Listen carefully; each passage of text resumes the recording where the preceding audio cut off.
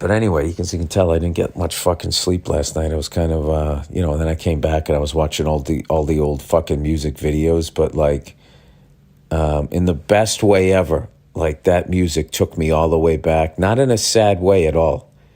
Just thinking like, man, I went to these fucking shows, and I remember like, it was just never ending. That was the thing, because albums were coming out all the time in the Worcester Centrum and the Providence Civic Center and the Boston Garden, with the three big venues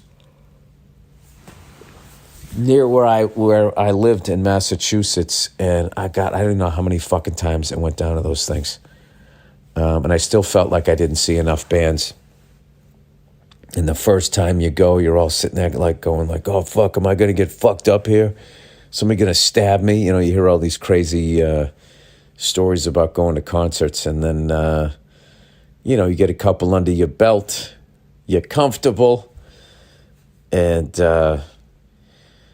it was the 80s. You just got completely fucked up. You went to the show, and then you drove home.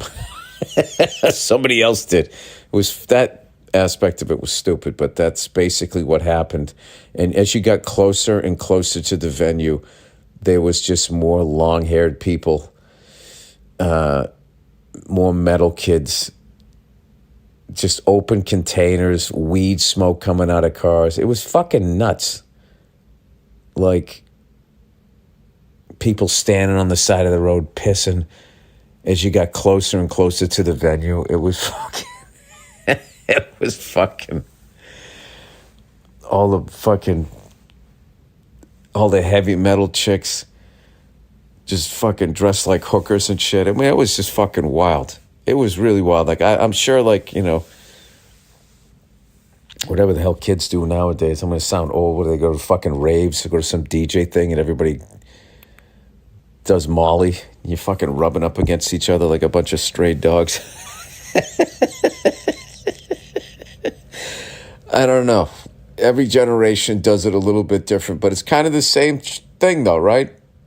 Bunch of kids heading to a venue, everybody getting fucked up, and then whatever that music is just permanently stamped in your fucking soul for the rest of your life. Like, as much as I try, and stay up on music, which I obviously am not, like, I just found out about that Bad Bunny. Like, I saw some venue I was doing, Bad Bunny was either advertised there or was going to be going somewhere in the city or whatever. I was like, Bad Bunny? What the fuck is Bad Bunny? So I was sitting there looking at that and just watching, like, like, dude plays like huge venues. You're watching just like 40,000 people going nuts, and it's just like, I had never even heard of the person. Just like, Jesus Christ. After a while, there's just no way to keep up. But even the amount that I did try to keep up, like, I hung in there, I think, probably until the early 2000s. And then there's this whole, like, I don't know what, there's like a 10-year period there where I just stopped trying. And then by the time I came back, it was just kind of a wrap. But during that whole time of like somewhere between like Panic at the Disco, remember those bands? Like the Strokes. There was another one, I can't remember their names. And I was just thinking when I was at that show going like, Jesus Christ, some of those fucking people, they're 20 years in. Like, what the fuck? What hell? Billy Nostalgic here. Anyway, so that show, that Joan Jett Poison, Motley Crue, and Def Leppard show, I think their last U.S. stop is not tonight, it's tomorrow in Las Vegas. And I was talking to some of the guys who were on that tour, and they were saying how they take like the rest of the year off, and then like in January and February it starts back up again, going all through South America and everything.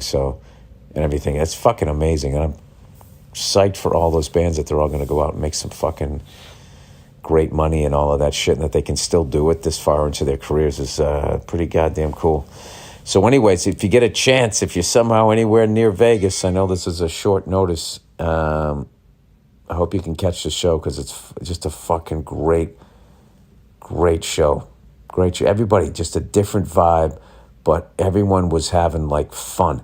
Like when we went up on stage, I felt like such an asshole. I was so busy, like I wanted to see all the drum kits, you know.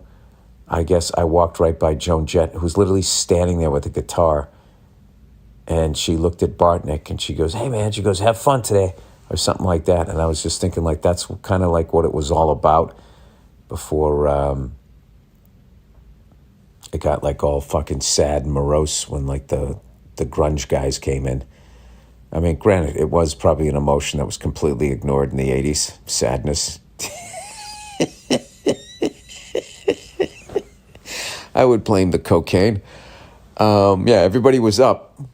It was the up 80s. And you know what's funny? I remember a long time ago I saw in like VH1, one of the members of Salt and Pepper was talking about doing their shows in the 80s and the lineups they were on. And she was just like, yeah, back then there wasn't all of this,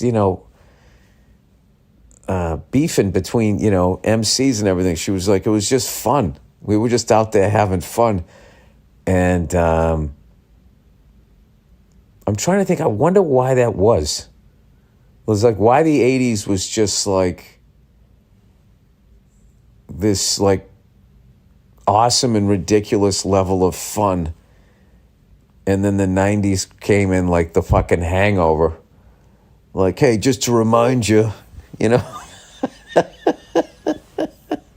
I think that's why it took me so long, or I was so late to like I always liked Alice in Chains and I always liked Soundgarden. But like, it took me a minute with Nirvana, because Nirvana knocked all my favorite bands, I've talked about this a million times, off of the top 10 on MTV back when that was a thing. And just going from all these fun songs to their shit, I was just like God, what who brought the fucking wet blanket in here? Like, what's going on? I wish I was like you, easily amused. It's like, Jesus Christ, man, have a fucking beer. Put on some fingerless gloves and go drive a Camaro. Like, what is the fucking problem? Little did I realize that I was in a walking depression that was going to last for another 15 fucking years. That's what's so funny to me. Like, now I go back and I listen to Nirvana. I'm like, this fucking band is amazing. And I love I love Nevermind and In Utero and I don't know, Bleach. I never really got into that. I didn't get into that one, but like now I get it. It's like, oh yeah, all right. Guess they were making some valid points about the human experience. I just probably wasn't ready to hear it. Yeah, it was a weird. Yeah, I think that's what it was, because the band, it came out and I was like I was like 23 when it came out, which is a weird fucking age. You turn 21, fuck, I'm legal, I can drink now, right? And then you turn 22 and you're like, whoa, well, there's nothing, got my driver's license, I can drink. I should have graduated college, I'm still a freshman. And when 23 hit, I remember I was just like, oh, this isn't going to stop. Like, this is just like, I'm going to be all these fucking ages. I'm going to, hopefully, God willing. I didn't look at it like God willing back then, but you were just like, I just remember like 24 was a fucking, when I was like in my teens, 24 was just like, wow, man, that guy should be like married with kids. 25, 26, 27 was just like, what the fuck? And now it's funny, is now I'm 54, and when I talk to,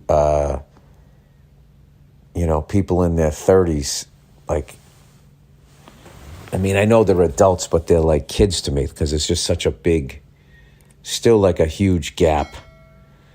You know what I mean? Like, if you're talking about day to day, like when you're talking to somebody younger than you, like the gap of shit that you can talk about just gets smaller and smaller the bigger the age gap gets. You know, unless it's like your kids, because then you're just like, you know, fully invested, wanting to know what's going on in their lives and all